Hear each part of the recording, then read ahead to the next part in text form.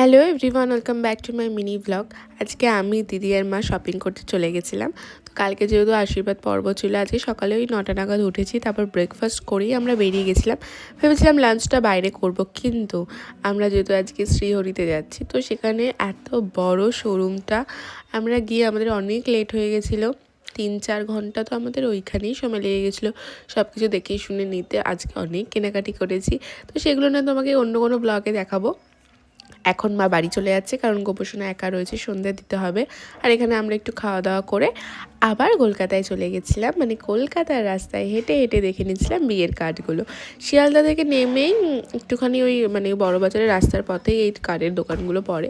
তো সেখানে আমরা সব কিছু দেখে সিলেকশন করছিলাম, আর তারপর রোল খেয়ে একটু ফোনের কভার নিচ্ছিলাম আমি। তারপর আমরা বাড়ি চলে আসি, আর বাড়িতে এসে ফ্রেশ হয়ে চলে গেছিলাম আবার কোথায় কী গয়না পরবে কি না পরবে সেইগুলো একটু দেখে নিচ্ছিলাম। তো আজকের ব্লগটা এখানে এড করছি, টাটা।